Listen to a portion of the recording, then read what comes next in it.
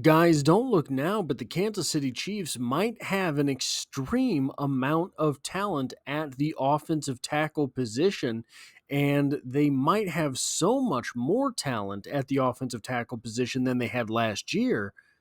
They might have to trade someone. We are going to get into that in a moment, but I think that it is important to start with saying why the Chiefs have all of that talent all of a sudden. In an article titled Five Notes and Storylines to Know Following the Chiefs Offseason Training Program, uh, subtitled Here's What Stood Out During Chiefs Offseason Practices from Chiefs.com by Matt McMullen, we get the number 2 point being this. Offensive tackle Josh Simmons continues to make progress. Perhaps the most pressing question heading into the Chiefs' off-season training program was the status of rookie offensive tackle Josh Simmons, who joined the Chiefs amidst rehabbing a torn patellar tendon suffered in October of last year. Well, 2 months later, the answer is clear. So far, so good. He's doing a nice job. We weren't sure quite how much we were going to be able to get out of him, but he looks strong, said Coach Reed.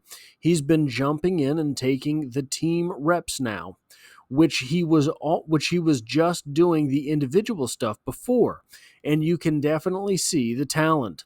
He's got to keep learn the stuff that offensive line coach Andy Heck is teaching him fundamentally and technique-wise. But he sure has a good attitude about it.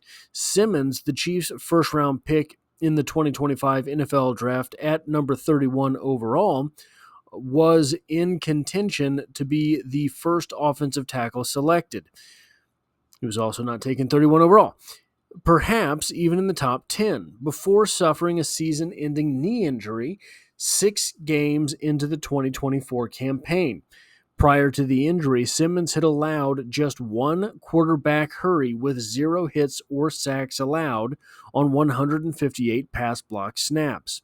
It was a stellar start for Simmons, who yielded just 10 hurries, 4 hits, and 1 sack on 443 pass block snaps the season prior. The injury ended what had been the making of an even better year in 2024, but just 8 months later, Simmons was participating in team drills during minicamp this week. This is what I anticipated and what I worked towards, Simmons said. I got my operation done by the platinum standard. Dr. Neil Iliatrich, Neil E. So I was feeling good about straight off the table, and then I have the best in the business here at One Arrowhead Drive for rehab. The next step for Simmons is simple: putting on the pads. The NFL prohibits padded practices during the offseason training program, but when asked how excited he was to don the pads at training camp next month, Simmons' answer was clear. Very, Simmons said. Whatever the staff allows me to do, I'm definitely going to do. So, Josh Simmons seems like he might be full go for the season. And that puts the Chiefs in a bit of a numbers crunch. Last year, the Kansas City Chiefs kept 2 quarterbacks, 4 tight ends, 2 running backs, 1 fullback, 10 offensive linemen, and 7 wide receivers on the offensive side of the ball heading into the season.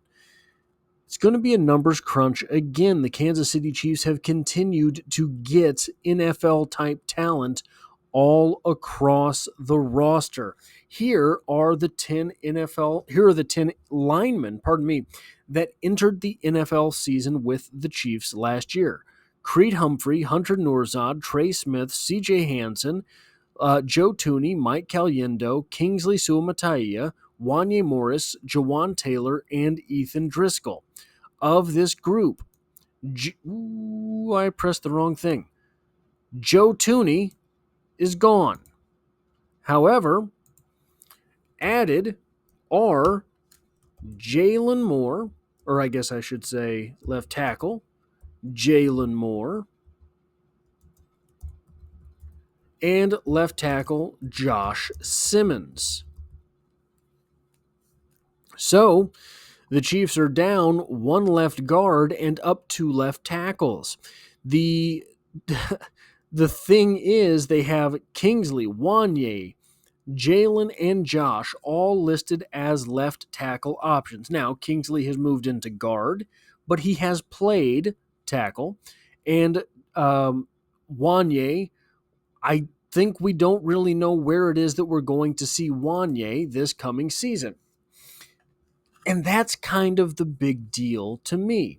So when you're looking at this list and you're talking about players that might be expendable because you can't carry them all, right? This is 11 offensive linemen. It would be very, very difficult to carry 11 offensive linemen into the season. Creed Humphrey is definitely going to stay. Trey Smith, I think, is 95% going to stay. Kingsley Suamataia seems to be 100% going to stay. Juwan Taylor's contract makes it very difficult to get past him. Jalen Moore and Joshua Simmons are both options at the left tackle position that are going to stay. So when you're looking at the remaining names, Hunter Nourzad, CJ Hansen, Mike Caliendo, Wanye Morris, and Ethan Driscoll, if you're talking about moving on from someone, if you're talking about trading someone, Brett Veach has proven time and time again that he is willing to do the work to get all the meat off the bone. Some GMs will just cut whoever. Brett Veach wants to make a trade wherever there is one to be made. He is willing to make trades for future, not this draft, next year's 7th round picks. A lot of general managers seem to believe that is below them. So when we're looking at these names, Hunter Nourzad is in his 2nd season. He doesn't have a lot of trade value. CJ Hansen is in his 2nd season. He does not have a lot of trade value. Ethan Driscoll in his 2nd season does not have a whole lot of trade value. These are guys that have not put a lot of tape out there, a little bit from last preseason and then a little bit from last year's week 18.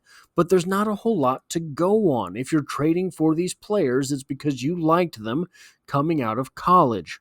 And then you have Mike Caliendo, who is a decent piece, but I don't think he is going to get you very much in return. It might be that he is most worth just keeping because he knows the system. He's not the biggest guy in the world. He's not an earth mover. He's not an extreme pass blocker. He did get run over a little bit in the Super Bowl, but he is a decent enough piece on a cheap enough contract that keeping him around does not hurt you. So then, when you're looking at these names, so Hunter Nourzad, CJ Hansen, and Ethan Driscoll all have limited trade value because they are second-year players. Joe Thuney's gone. Mike Caliendo is not worth very much. That leaves Wanye Morris as the one piece that might be tradable. Now, Wanye Morris has not had the best career in the NFL. Wanye Morris has been decent at times. Wanye Morris has been bad at times. Wanye Morris had a miserable game last year. I believe it was against the Raiders, right? Where he gave up a whole lot of sacks, pressures, hits, everything. Penalties, I believe, as well.